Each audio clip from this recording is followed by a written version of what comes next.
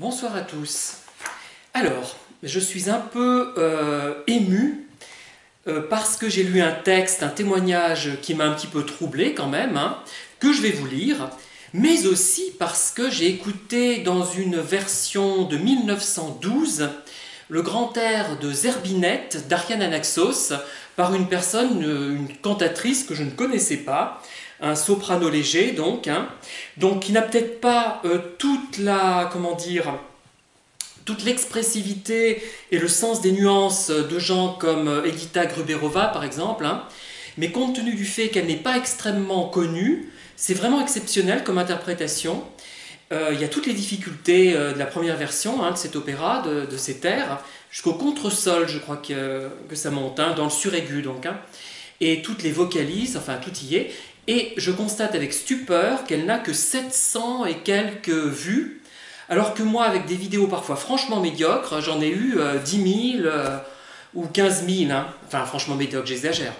C'est fou, le talent ne permet pas parfois d'accéder à la célébrité, mais je ne suis pas là pour parler de ça, même si finalement je pourrais en faire toute une vidéo. Donc je vais vous lire un texte qui a été écrit par une personne dont je vous ai déjà parlé, enfin je vous ai parlé, j'en ai pas parlé justement parce qu'elle veut conserver l'anonymat, mais j'ai déjà lu de ses textes.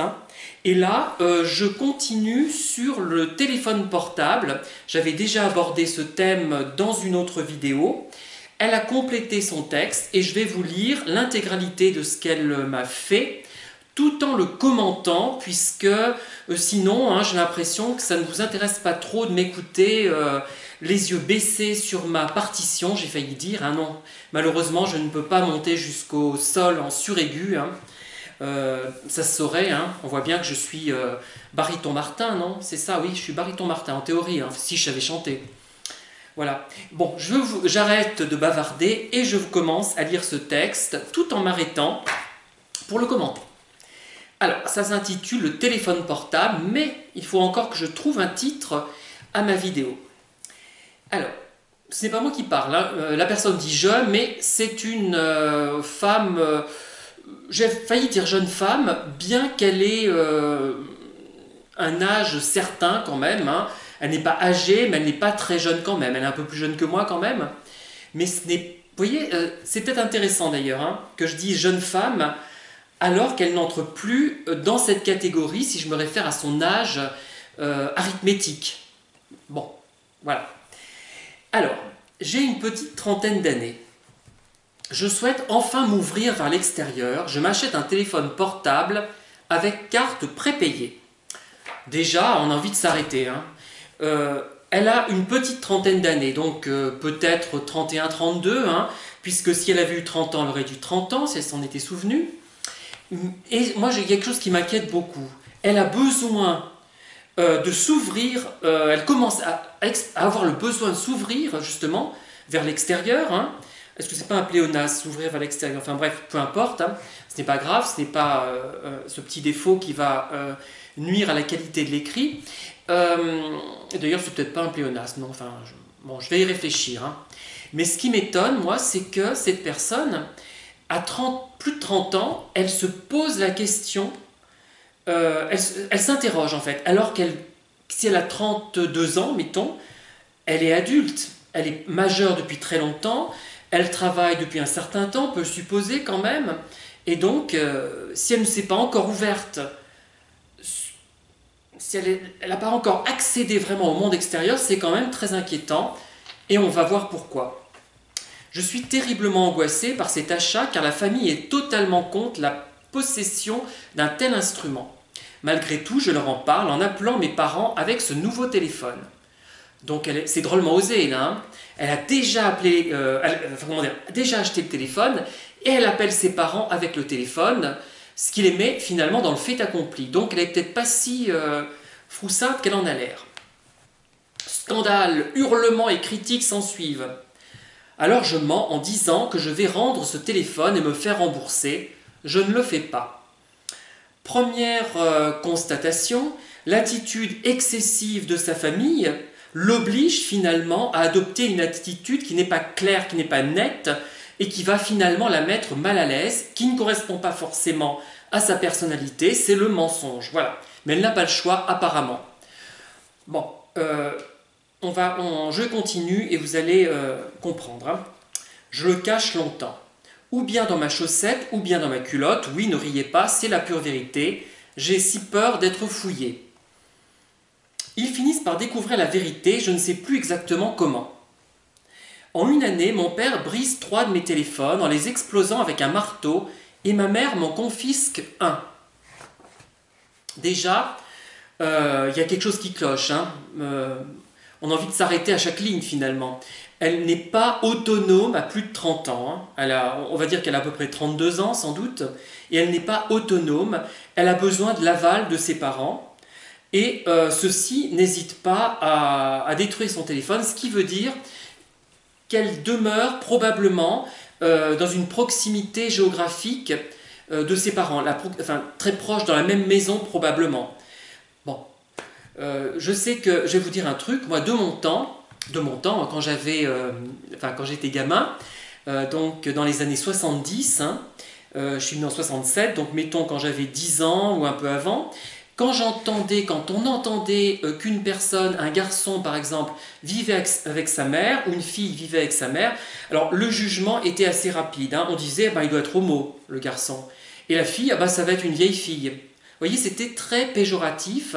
C'était des gens qui, dans le contexte de l'époque, le fait d'être homo était un handicap et une monstruosité dans les années 70, auprès de certaines personnes, pas auprès de tous hein, évidemment, mais c'était quand même une curiosité, quelque chose de tout à fait hors norme.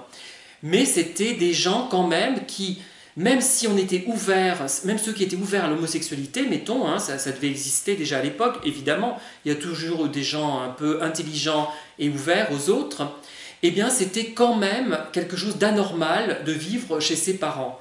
À un âge avancé. Bon, il y avait effectivement un contexte économique qui était plus positif que maintenant, mais là, la jeune femme en question, celle dont on parle, elle a un travail, hein, voyez.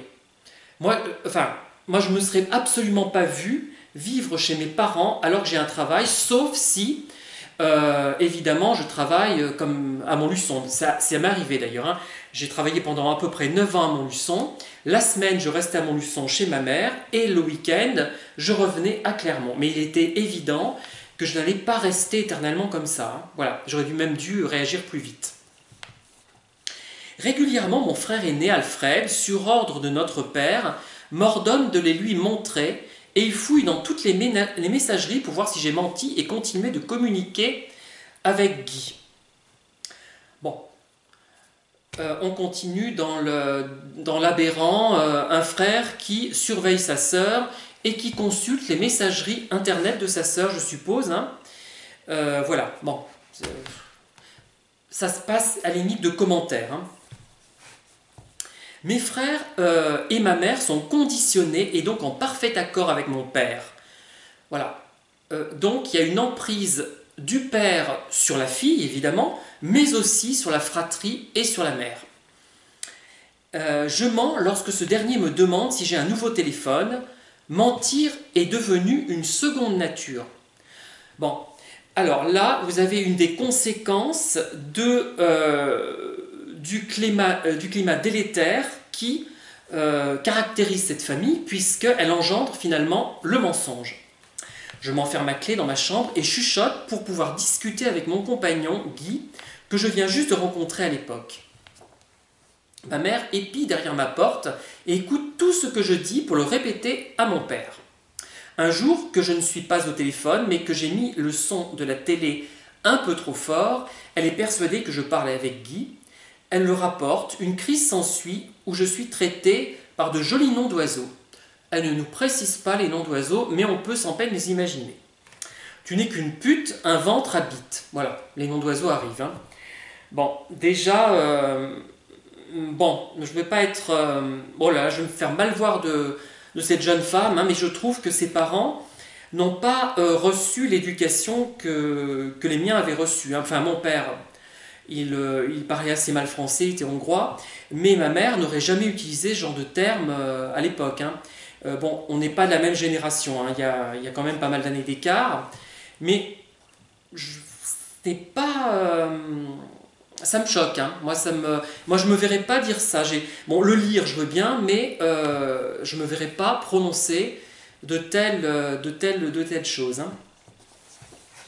Cette dernière insulte, je l'ai entendue durant ces nombreuses années de harcèlement. Souvent, il m'ordonne de déverrouiller ma porte et entre comme une furie pour m'insulter et me dire que je ne suis rien. Là, voyez, elle n'a pas précisé que c'était son père. C'est tellement évident pour elle qu'elle ne l'explicite pas. Ça veut peut-être dire quelque chose, c'est intéressant aussi, hein. Ou bien pour me tenir des discours moralisateurs, ou bien pour me valoriser avant de m'insulter quelques heures plus tard. Technique habituelle, hein.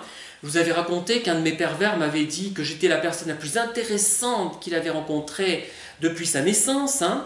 Et juste après, il éclatait de rire et on me disait « Ben non, c'est pas vrai, ha ha ha ». Bon, j'avais pas besoin qu'on me dise que j'étais le plus intéressant, j'en étais déjà persuadé. Puisque vu le niveau du type, hein, les gens qu'il devait rencontrer ne devaient pas être forcément ceux qui restaient du moins de très très haut niveau, hein. Voilà. Je me rappelle une anecdote cynique, honteuse et perverse de ma part. Oh là. Méfions-nous, attendons-nous au pire. Et le pire va venir, vous allez voir. Je l'ai gardé pour moi jusqu'à maintenant. Me mettre à nu n'est pas un acte aisé. Un soir, que je suis couché, mon père exige que je débloque la porte de ma chambre. Je m'exécute puis me recouche. S'ensuit un long monologue ennuyeux destiné à me remettre dans le droit chemin. Il me parle de choses et d'autres. Je réponds oui ou non. J'acquiesce, fais semblant d'être attentive à ses paroles. Mais sous la couette, je me caresse, souhaitant me faire plaisir afin de le narguer secrètement. Je me sens puissante en lui donnant le change. Dans ma tête, je lui dis « Je t'emmerde, tu ne sais rien de moi, toi qui es si fort, tu ne vois même pas ce que je peux faire à quelques centimètres de toi, je n'écoute pas tes mots creux, je te méprise. » Alors, ce qu'elle fait finalement, ça paraît effectivement aberrant. Quand je l'ai lu, ça m'a vraiment presque heurté, hein, parce que je suis assez, comment dire, pas pudibond, mais ça m'a étonné, même de sa part, hein. Mais il faut le remettre dans le contexte, c'est-à-dire que ce qui est intéressant là-dedans, c'est que elle conserve, malgré l'emprise, une part de liberté. Elle manifeste non pas une envie sensuelle, ce n'est pas ça, mais une envie liée finalement un peu au plaisir, mais aussi à la liberté. C'est-à-dire qu'il est possible d'être libre, même dans un contexte extrêmement traumatisant, extrêmement surveillé, comme le contexte qu'elle nous décrit avec son père, hein. Et ça me rappelle aussi ce que faisaient les prisonniers de guerre dans les camps de prisonniers, des camps de prisonniers qui parfois étaient proches dans leur façon de se comporter vis-à-vis des prisonniers, de camps de concentration, et ils ont réussi à monter indépendamment, enfin malgré tout ça, des pièces de théâtre élaborées, des œuvres musicales, des opérettes, des comédies musicales, etc., avec beaucoup de décors et des mises en scène assez sophistiquées. Je vous engage d'ailleurs à consulter mes livres sur cette question. J'en ai fait un sur la question des années 40 et des prisonniers de guerre avec des photos de spectacles dans les camps de prisonniers. Et là, pareil, elle fait la même chose. Malgré les circonstances finalement très difficiles de sa vie, elle parvient à conserver sa liberté. Donc il faut le prendre comme ça. Sur le moment, moi je l'ai pris un peu, je disais, ben, elle va un peu fort, hein. Mais non, c'est une volonté d'être libre, de se dire finalement, elle le dit elle-même, tu peux faire ce que tu veux, je conserve, je me fiche de toi, je fais des choses en douce et je conserve ma liberté. Bon, après, on va voir ce qu'elle nous raconte, hein. Avec le recul, je me rends compte à quel point la perversion était en train de m'atteindre, à quel point il m'était impossible de maîtriser mes émotions. Je souhaitais parfois me venger, je n'avais plus aucune arme pour le faire, j'étais démunie, seule, haineuse et terrorisée, un cocktail destructeur. Donc pour elle, ça correspond finalement à une perversion, mais en fait non. Moi je vois plutôt ça comme une technique de contre-manipulation, une technique de survie même, je dirais même peut-être, de survie mentale, voire physique, parce que quand j'ai commencé à lire qu'il voulait entrer dans sa chambre et lui demander de déverrouiller la porte, moi j'ai pensé à une relation à la limite de l'inceste. Hein. Tout de suite, ça m'est venu à l'esprit. Hein. Quelque chose d'incestuel, du moins, pour ne pas dire incestueux. Et donc, non, à mon avis, ce n'est pas la perversion qu'il atteint, c'est une technique pour montrer qu'elle est libre et une technique de survie. Voilà. Un lundi matin, nous sommes tous les 6 réunis, mes parents, mes 3 frères et moi. Mon père organise un vote où je suis la seule à ne pas avoir le droit de participer. Le sujet est pour ou contre le téléphone portable personnel. Donc déjà, si elle n'a pas le droit de participer au vote, c'est qu'elle est mise en accusation. Évidemment, l'accusé, celui qui est mis en examen, ne va pas voter, ne va pas émettre un avis sur... ce sont les jurés qui vont, dans un procès d'assises, exprimer un point de vue. Ce n'est pas l'accusé. Et donc, ça veut dire qu'elle est mise en accusation et elle ne participe pas au vote. Vous voyez un peu la différence ? Tous votent non en m'expliquant à l'aide d'arguments d'un autre âge que même les commerciaux n'en ont pas. Alors, ils ne voient pas pourquoi j'en posséderais un pour mon compte personnel.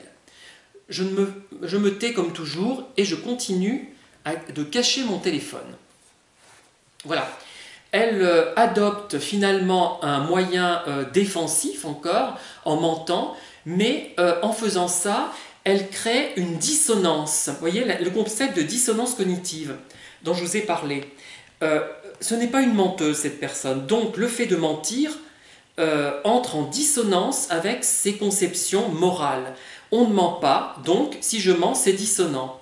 Ce qui peut aboutir à la conclusion, elle peut en arriver, si elle pousse jusqu'au bout finalement les choses, à se dire finalement mentir ce n'est pas si grave que ça. Elle va s'en auto-persuader pour rationaliser une situation qui n'est pas supportable. Elle peut dire finalement mentir ce n'est pas si grave. Et d'ailleurs, elle aurait raison de le dire, puisque, effectivement, dans la situation qu'elle décrit, elle n'a pas tellement le choix. Enfin, si, elle aurait un autre choix, à mon avis, de s'en aller. Mais elle est quand même sous emprise. Mais c'est tout de même curieux. Il y a quand même quelque chose qui me paraît curieux dans tout ça. C'est qu'elle est sous emprise, donc elle n'ose pas partir, mais en même temps, elle ose quand même mentir. Bon, le mensonge permet de cacher les choses et de ne pas... qu'elle n'émerge pas, finalement, les choses. Donc, elle reste quand même... comment expliquer ça ? Elle reste quand même dans la situation, elle peut se maintenir dans la situation, vivre avec ses parents, à côté de ses parents, tout en ne courant pas le risque d'être maltraitée pour cela. Cela dit, elle est maltraitée quand même. Donc le résultat est le même, hein. Mais elle risquerait d'être encore plus maltraitée et de donner une excuse à son père et à ses singes volants, on verra ce que c'est, elle l'explique d'ailleurs, pour être maltraitée. Voilà. Mais on peut se dire, qu'est-ce qui est le plus économique ? Mentir, c'est-à-dire aller contre ses convictions, ou alors partir. Qu'est-ce qui est le plus lourd à supporter pour une personne sous emprise ? Ça, c'est intéressant comme question. Hein. Apparemment, il est plus facile de mentir, donc de développer une stratégie, preuve d'ailleurs qu'elle n'est pas si... comment dire ? Qu'elle réagit par rapport à la situation, qu'elle n'est pas si dominée qu'on voudrait bien le croire. Hein, voilà. Et que ses parents le croient, et qu'elle-même le croit, je pense. Je ne sais plus combien de temps après, mes frères, qui sont commerciaux, émettent le souhait auprès de mon père d'avoir leur propre téléphone pour pouvoir appeler ma mère le soir depuis leur point de chute à n'importe quel endroit de la France où ils se trouvent pendant leur travail. Les cabines téléphoniques disparaissent de plus en plus et c'est devenu difficile de pouvoir appeler dans le temps imparti. Ils ont pour consigne de téléphoner à ma mère tous les soirs à 19 h après leur journée de travail. Donc là, il y a quelque chose d'un peu bizarre aussi. Hein. Alors, première hypothèse, soit la mère est une inquiète maladive, ça existe, parce que moi j'ai eu une mère un peu comme ça, hein, même beaucoup, et soit c'est une mère qui a besoin d'avoir une emprise sur ses enfants. Bon, d'après ce que me dit l'héroïne de ce texte, c'est que la mère est conditionnée par le père. Mais moi je me demande jusqu'à quel point. Enfin, elle va peut-être pas être contente en m'entendant dire ça, mais quand même, c'est vrai qu'on est tellement face à des situations extrêmes qu'on se dit, mais la mère quand même, elle devrait elle joue un rôle quand même de dénonciatrice, un peu de... C'est très malsain, ça rappelle même des choses très malsaines de notre histoire un petit peu. Hein. Attendez, je vais regarder si tout se passe bien et je reviens. Oui, oui, c'est bon. Là, c'est vraiment artisanal mon truc. Hein. Finalement, ils se sont tous achetés un téléphone portable, mon père y compris. Ce tribunal fantoche ne s'est jamais donné la peine de me réhabiliter.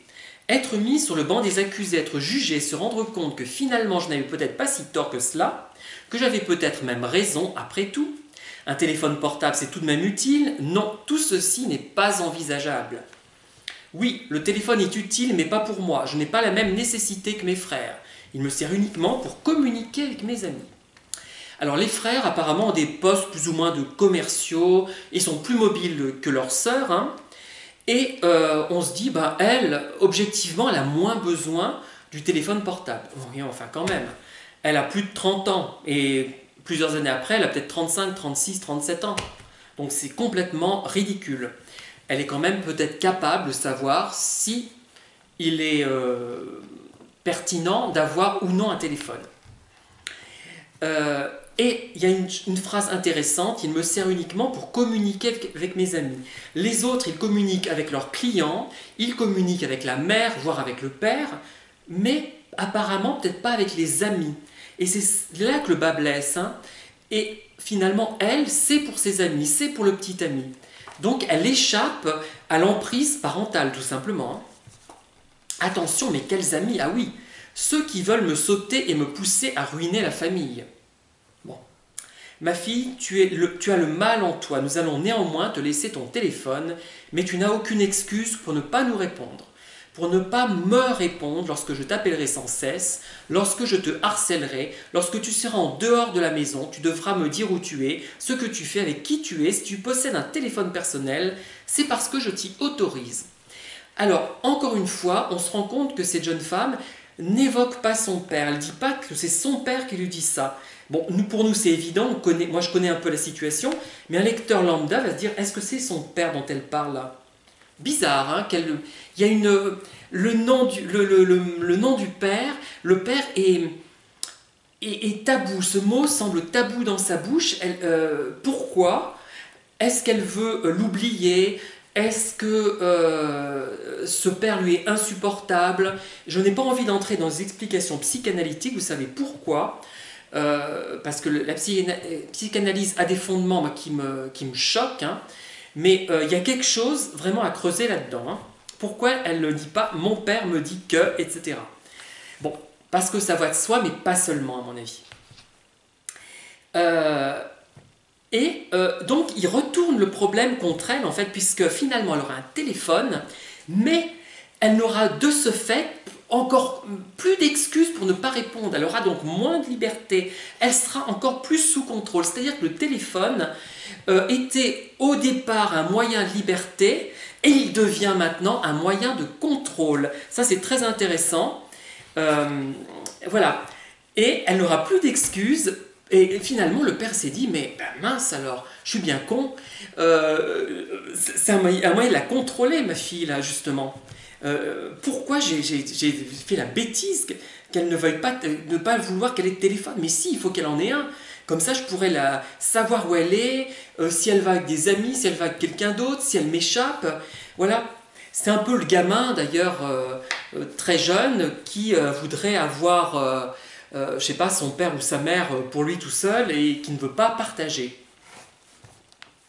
Ma mère m'a rendu le téléphone confisqué quelques années plus tard. Ah, et là, il y a dû avoir quelque chose qui m'échappe, puisque là, il l'a autorisé. Bon, c'est pas grave, hein. Il y a peut-être un passage qui manque. Hein.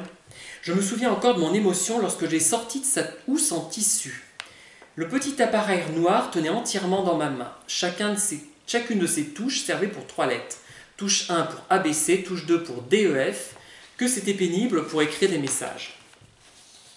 Lorsque j'ai décidé d'imposer mon téléphone, avant que la famille ne s'en procure un, chacun leur tour, il a été un objet de harcèlement continuel. Je suis incapable de ne pas répondre aux appels insultants et violents de mon père, incapable de l'éteindre pour ne plus rien recevoir. Il m'est arrivé de le faire quelques fois, et c'était alors Guy qui était persécuté. Voilà, donc Elle est harcelée au téléphone par son père, par ses frères qui la surveillent. Et en fait, ceux qui en pâtissent, c'est ceux qui n'ont rien demandé. Ceux qui n'ont pas, qui n'ont rien à se reprocher, finalement, c'est le petit ami. Voilà. C'est assez classique comme cas, hein. Quand on est harcelé au téléphone, on débranche ou on décroche, hein, on ne répond pas. Et ceux qui ont des raisons légitimes de nous appeler, qui nous appellent pour nous procurer un instant de détente ou des informations intéressantes, ne peuvent plus accéder au téléphone. C'est assez classique. Et d'ailleurs, le téléphone est un outil de harcèlement particulièrement, moi je pense, intéressant, puisqu'il permet de contrôler les gens à distance, finalement, à condition qu'ils répondent, bien sûr, et de savoir où ils se trouvent, hein, même avec le portable, surtout maintenant. Enfin, à condition d'être de la police, peut-être qu'on peut pas savoir où. Bref. Toute la journée se déroule en hurlements, insultes et reproches. J'ai la famille entière contre moi, aucune échappatoire. Alors que je me fais agresser pendant le dîner dans la salle à manger, je prétexte d'aller aux toilettes. Je sors de la pièce, je prends mon manteau sur le pommeau de l'escalier dans l'entrée, mon sac à main, et j'ouvre discrètement la porte qui donne sur la cour.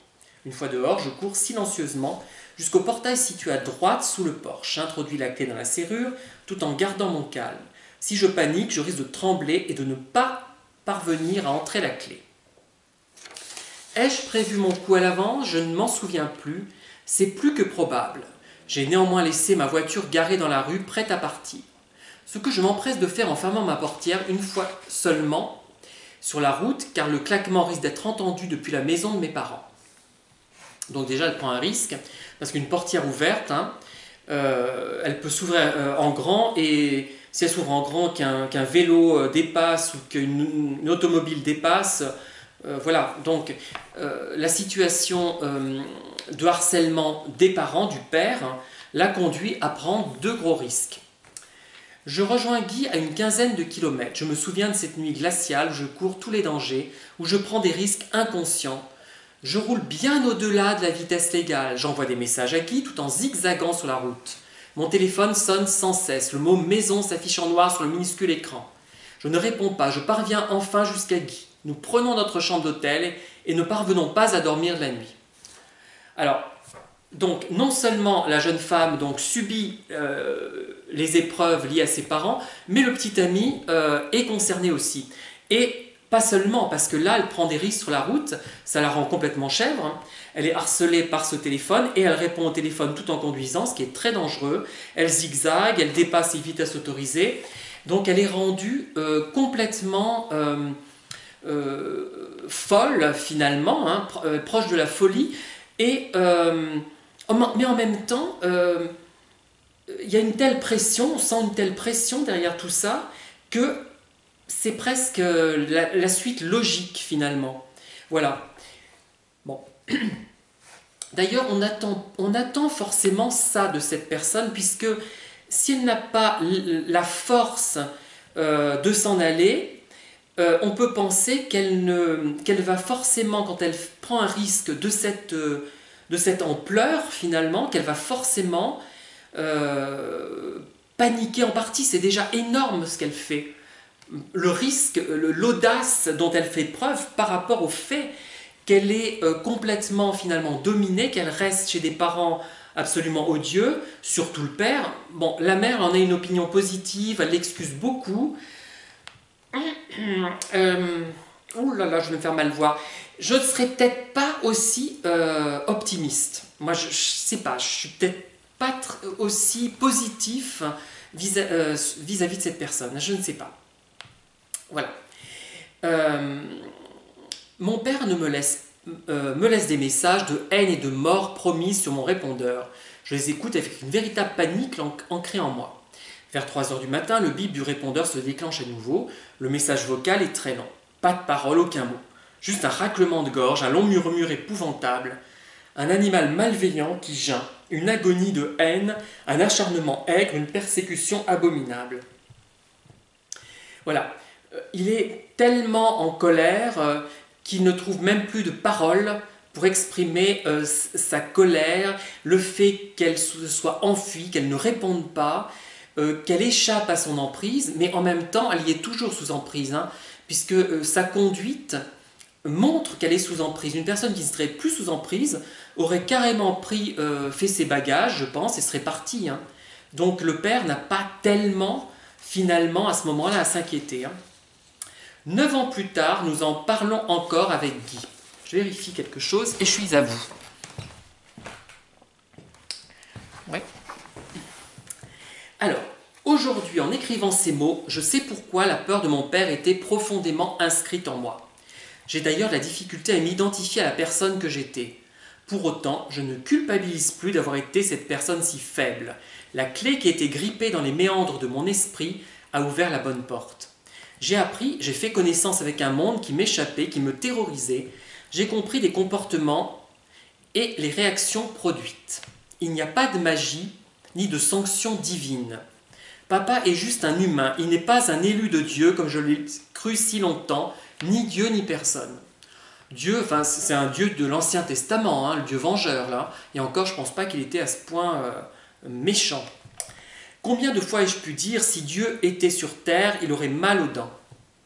Tiens, voilà une phrase bien singulière, je vous laisse l'apprécier. Je comprenais alors que mon père était une sorte de représentant, celui qui avait le savoir et surtout la justesse. Il avait un comportement humain, les mots des humains, pour mieux se fondre dans leur environnement. Oui, c'est intéressant cette remarque, puisque elle nous dit finalement, enfin, si je comprends bien, hein, qu'elle prend son père pour un substitut de Dieu, et elle doit lui obéir, c'est lui qui a raison, et ce qui explique peut-être sa soumission, jusqu'à un certain point, sa soumission, ça ne l'explique pas tellement parce qu'elle est apparente. Elle se rebelle, mais en cachette finalement. On a l'impression qu'effectivement, que c'est une sorte de divinité venue sur terre, malveillante, oui, mais qui imite le comportement des humains. Ce qui n'est pas inintéressant puisque les pervers imitent finalement, sans pleinement les comprendre, ils miment les comportements des humains. Plus exactement, ce sont des gens qui sont restés très gamins et qui ont pourtant une intelligence d'adulte, ce qui fait qu'ils sont redoutables. C'est comme si un gamin de 3 ou 4 ans, plutôt 4 ans je dirais moi, 4 ans, avait le corps et l'intelligence d'un adulte tout en ayant une sensibilité complètement primitive. On imagine ce que ça pourrait donner, ça serait invivable, et d'ailleurs c'est invivable. Je comprends aujourd'hui qu'il donnait simplement une légitimité à sa toxicité. Voilà.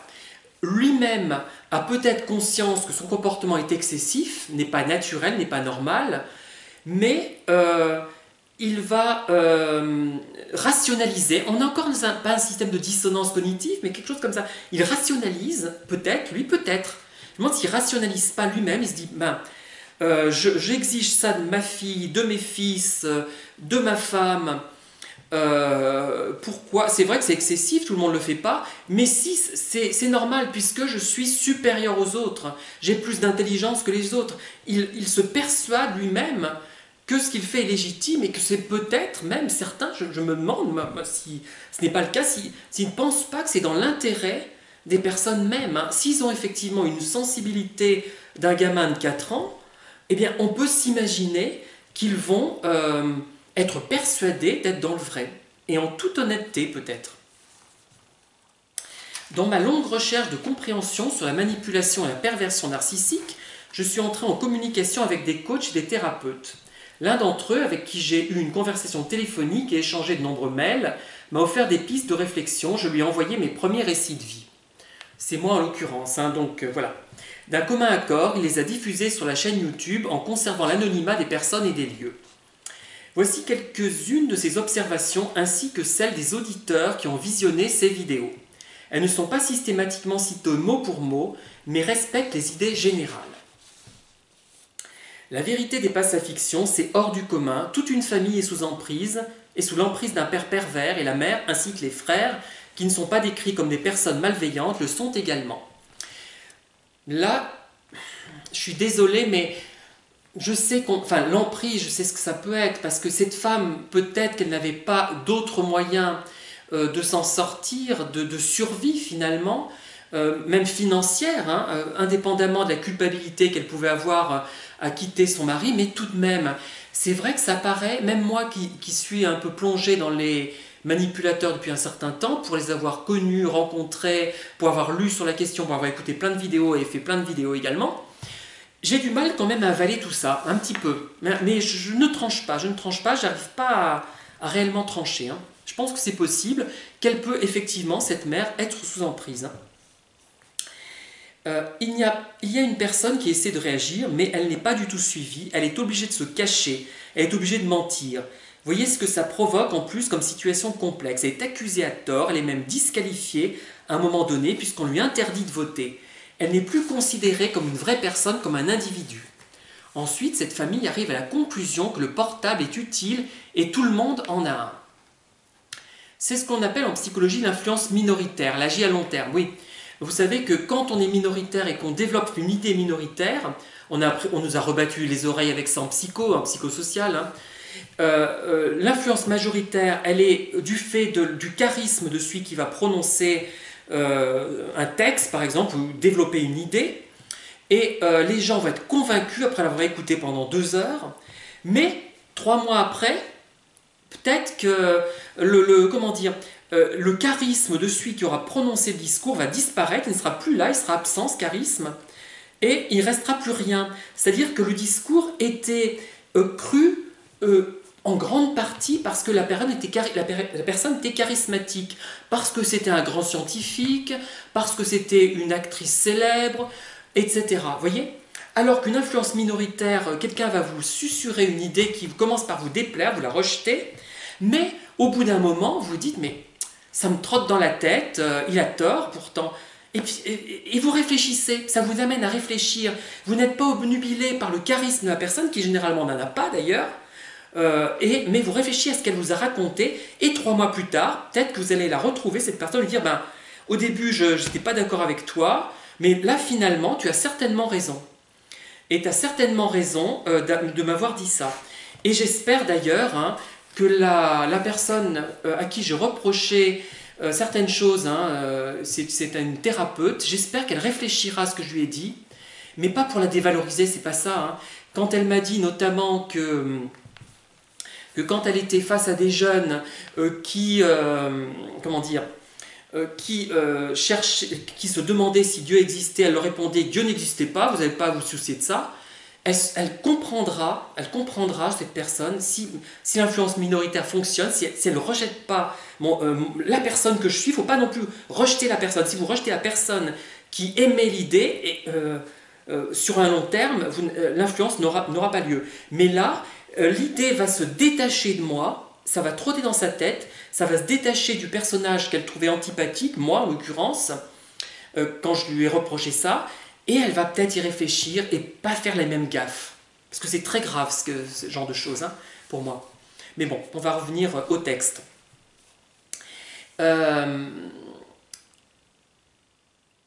Alors voilà, ils ont fini par se rendre compte que c'était utile, qu'elle avait raison, mais ils ne lui ont pas dit, ils n'ont pas rattrapé l'espèce de tribunal qu'elle a subi. C'est une sorte de mise en accusation, comme si elle était l'accusée et sa famille les jurés. C'est un cas assez incroyable, en général les choses se font de façon beaucoup plus insidieuse. Là c'est ouvertement violent verbalement, surtout dans l'attitude. La perte de contrôle du pervers narcissique donne lieu à des comportements aberrants. Ce père de famille se rend compte que sa fille gagne une certaine autonomie, puisqu'elle ose, qu'elle a le culot d'acheter un téléphone portable alors qu'elle a 30 ans, et plus. À mon avis, plus. Hein. Elle a peut-être la possibilité à cet âge de faire elle-même ses choix, et il peut ressentir cela comme une perte de contrôle.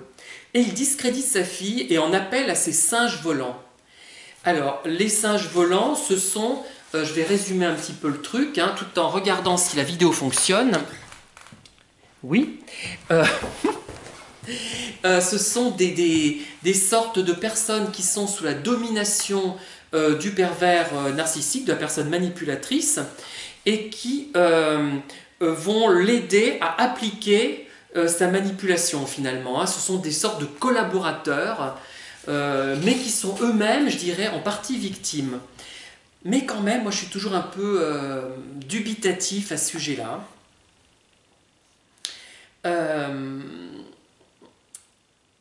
Voilà. Il cède du reste de sa famille, même de son épouse, pourtant décrite comme très agréable, mais vraiment sous emprise, pour arriver à juger, à disqualifier, à condamner ce téléphone portable qui sera détruit à plusieurs reprises. On est vraiment comme dans un tribunal. Il y a une infantilisation, on fait en sorte que les gens n'aient pas d'autonomie et qu'ils restent sous la coupe des parents, du père en l'occurrence. Cet homme veut créer des règles pour asseoir sa légitimité. Il crée une sorte de structure administrative sous forme d'un mini-tribunal et le verdict correspond à la vérité, à sa vérité. Il est difficile de sortir d'une emprise qui a débuté depuis l'enfance puisqu'on n'a pas d'autre modèle. Alors effectivement,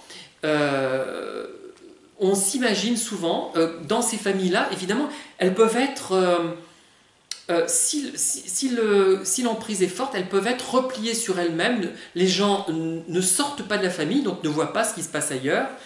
Mais je pense quand même que grâce maintenant à la télé, à Internet, hein, on a la possibilité quand même de voir comment ça se passe ailleurs. Même dans un film de fiction, hein, même si on se dit c'est de la fiction, on peut se rendre compte. Et puis en fait, attention, tout n'est pas à ce point fermé. Hein. Même des gens qui essaient de cloîtrer leurs femmes, leurs enfants à la maison n'y arrivent pas totalement. Des pères comme celui-ci vont isoler leur famille des influences extérieures. Ils vont essayer du moins de le faire et le reste de la famille n'aura pas la possibilité d'aller voir ce qui se passe à l'extérieur. Et ils vont croire jusqu'à un certain âge que toutes les familles fonctionnent de la même manière.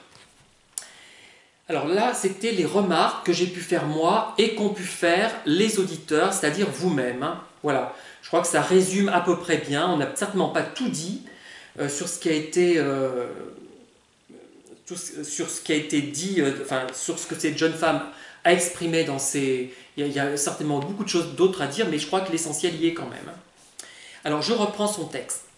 Dès mon enfance, vers l'âge de 9 ou 10 ans, j'ai compris que je vivais au sein d'une famille dysfonctionnelle. Je n'avais pas les mots pour décrire ce qui se passait. La peur paternelle était enracinée depuis déjà bien longtemps, mais j'avais la conscience de me dire que ce n'était pas normal. On m'a rapidement fait comprendre que notre famille, au contraire, était normale ou plutôt exceptionnelle. Très intéressant ça. Qu'elle détenait la vérité sur la psychologie de la vie et qu'ainsi c'était le monde extérieur qui était défaillant, qu'il était en perdition. Ça c'est très habile, je trouve, de la part du père. Hein. Bravo. Parce que finalement, la fille se rend compte que quelque chose cloche. Quoi. Elle a des copines à l'école quand même, qu'elle doit voir, ils ne peuvent pas complètement la cloîtrer. Mais le père, mais oui, mais effectivement, c'est pas pareil chez les autres, parce que nous sommes l'élite, nous sommes une famille exceptionnelle. Hein, c'est habile, hein, bravo. S'il ne devait en rester qu'un sur cette planète, ce serait sans contexte mon père qui serait choisi. Les autres ne sont que des bulles de gaz, expression que j'ai souvent entendue. En écoutant mon père, en obéissant à toutes ses demandes les plus saugrenues, sans chercher à en comprendre les raisons, j'étais sous protection, il ne pouvait rien m'arriver. C'est aussi assez habile. Hein. Il explique sans doute à sa vie qu'il y a un danger extérieur, mais que lui la protège. Et la protection aussi, ça se paye. Hein. C'est pour ça qu'il est désagréable. C'est dans son intérêt. Quand on dit ça en général, quand on dit c'est dans votre intérêt, ça veut dire que c'est dans notre intérêt à nous. Hein. Enfin, j'ai remarqué ça souvent. C'est pourtant au sein de cette famille que ma construction d'enfant en devenir a été la plus néfaste. J'y ai appris le mensonge et la dissimulation, la terreur et la colère, les violences psychologiques et physiques en cas d'infraction aux règles familiales, le manque de liberté et d'autonomie dans tous les domaines. Si mes frères et moi n'avions pas d'amis ou de conjoints, ils n'étaient en aucun cas responsables. Si durant toute notre vie, il nous a entré dans le crâne que le monde extérieur était mauvais, nous avions le choix de rencontrer des gens. Il ne nous l'a jamais interdit. Tels étaient ses propos. C'est vrai, il ne nous l'a jamais interdit. Cependant, si nous l'avions fait, je l'ai d'ailleurs fait, la personne devait être validée. Oui, en fait, en théorie, ils ont parfaitement le droit de rencontrer qui ils veulent, mais déjà, il faut que la personne ait l'aval du père. D'autre part, il y a à mon avis quelque chose qui devait arriver, qui était beaucoup plus intéressant. C'est-à-dire que il devait dire, il pouvait tenir des propos du genre, oh, tu vois qui tu veux, ma pauvre fille, je sais, c'est pas ton père, de toute façon, il n'a pas beaucoup d'importance. Tu vas me briser le cœur, mais ce n'est pas grave, il faut que tu vives ta vie. Enfin là, c'est peut-être un peu outré, peut-être pas non plus le père de cette personne-là qui réagirait comme ça. Là, c'est la manière douce, insidieuse. Oh là là, et puis alors, ils peuvent faire des têtes, lever les yeux au ciel, pleurer, larmoyer, mais ne rien exprimer, montrer, oh, moi, tu m'as blessé, mais j'accepte parce que tu es ma fille, parce que je t'aime, donc tu peux voir des gens médiocres si tu le souhaites. Enfin, on peut tout imaginer, hein. C'est très facile de culpabiliser quelqu'un. C'est pas vrai. Une fois qu'on a compris le truc, c'est très facile, hein. Aujourd'hui, je suis dans la gratitude parce que je suis vivante et heureuse. Certes, mon éveil s'est produit tardivement, mais je ne considère pas avoir perdu des années de ma vie. J'accepte ce qu'elle a été et ce que je suis devenue. Est-ce que c'est une manière de réduire la dissonance, de se persuader que finalement elle ne regrette rien et que ça lui a peut-être même apporté quelque chose? Vous voyez, allez voir le concept de dissonance cognitive. On finit par rationaliser et essayer tellement, quand on a vécu des choses insupportables, on se dit merde, il faut que je rationalise tout ça, il faut que je me persuade que c'est bénéfique, hein. Vous voyez, c'est une manière de retrouver une sérénité, de retrouver une cohérence interne, parfois. Donc il faut se méfier, mais peut-être que c'est vrai. D'ailleurs, le problème que je perçois encore chez cette personne, je ne veux pas vous en dire plus parce que je ne veux pas que vous ayez d'éléments pour deviner qui ça peut être, hein. C'est qu'à mon avis, elle dépend de son père pour quelque chose de très important pour elle, et ça, elle devrait s'en détacher, s'en dégager. Elle peut me demander à quoi je fais allusion, mais je pense qu'elle l'aura compris, hein. C'est important, mais comment faire après, c'est difficile, hein. Je ne sais pas comment vous pouvez faire autrement. Là, je m'adresse directement à la personne qui m'a envoyé ce texte. Voilà, donc j'ai commenté approximativement, je vais en rester là pour ce soir.